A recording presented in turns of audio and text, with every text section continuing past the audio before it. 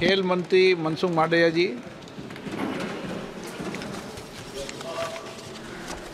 Speaker साहब, भारतीय wrestler Vinesh Phogat Paris Olympic की स्पर्धा से बाहर होने पर मैं एक वक्तव्य देना चाहता हूँ।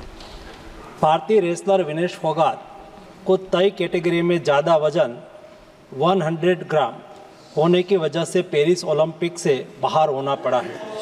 विनेश 50 केजी की कैटेगरी में खेल रही थी। स्पर्धा के लिए विनेश का वजन 50 किलोग्राम होना अनिवार्य था। UWW के नियमों और विनियमों के अनुसार सभी प्रतियोगिताओं के लिए संबंधित श्रेणी के लिए प्रत्येक सुबह वजन माप का आयोजन किया जाता है। अनुच्छेद 11 के अनुसार यदि कोई एथलीट वजन माप प्रथम अथवा द्वितीय में भाग नहीं लेता है अथवा असफल हो जाता है तो उसे प्रतियोगिता से बाहर कर दिया जाता है और बिना किसी रैंक के अंतिम स्थान पर रखा जाता है। 7 अगस्त 2024 को 50 किलोग्राम महिला कुश्ती के लिए वजन का निर्धारण 7:15 और 7:30 पेरिस समय के अनुसार रेपोचेज और फाइनल में भाग लेने वाले पहलवानों के लिए किया गया था। विनेश का वजन 50 किलो 100 ग्राम पाया गया, इसलिए वे स्पर्धा के लिए अयोग्य घोषित की गई। इस मामले को लेकर भारतीय ओलंपिक संघ ने अंतर्राष्ट्रीय कुश्ती संघ से कड़ा विरोध भी दर्ज किया है। नेशनल भारतीय ओलंपिक संघ की अध्यक्षा PT उषा भी अभी पेरिस में है। प्रधानमंत्री जी ने स्वयं उसके साथ बातचीत करके उचित कार्यवाही करने के लिए, उचित एक्शन लेने के लिए भी उसको कहा गया है।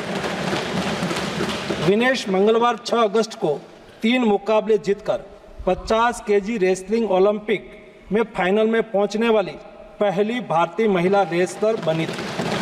सेमीफाइनल में उन्होंने क्यूबा की पहलवान गुजमान लोपेजी को, क्वार्टर फाइनल में यूक्रेन की ओक्साना लिवाच और प्री क्वार्टर फाइनल में वर्ल्ड चैंपियन जापान की यूई सुसाकी को 3-2 से मात दी थी।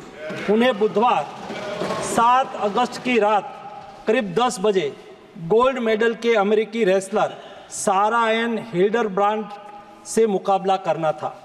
जहां तक उनकी तैयारी हेतु सहायता का प्रश्न है, भारत सरकार ने विनेश फोगाट की उनकी आवश्यकता के अनुसार हर संभव सहायता प्रदान की है।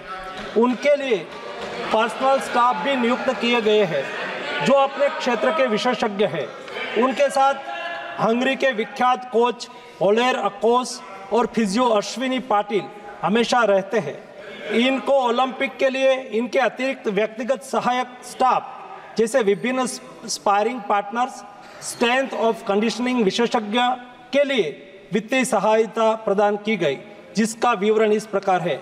ओलेर अकोच कोच के रूप में उसके साथ थे, वैन पैट्रिक लॉम्बार्ड स्ट्रेंथ और कंडीशनिंग विशेषज्ञ, अश्विनी जीवन पाटिल फिजियोथेरापिस्ट, मयंक सिंह गरिया स्ट्रेंथ और कंडीशनिंग विशेषज्ञ, शुभम और Arvind sparring partner.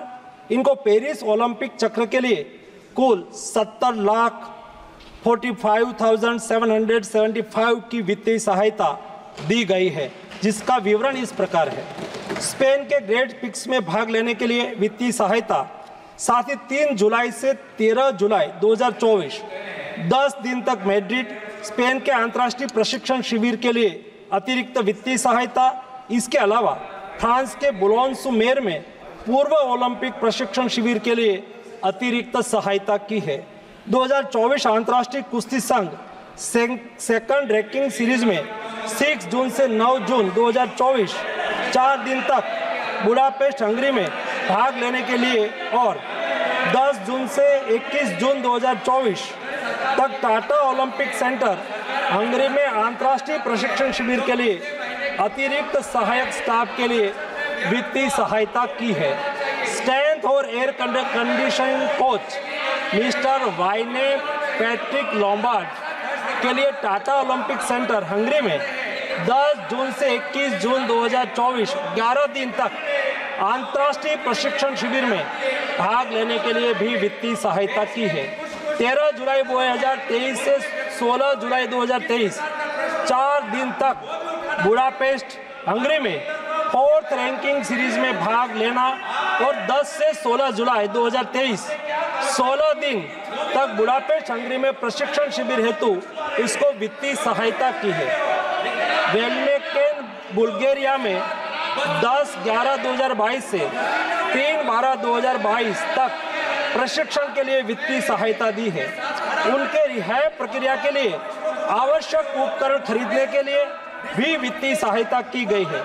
2020 Tokyo Olympic चक्र में 1,13,98,224 रुपये का आर्थिक सहयोग उसको किया गया था।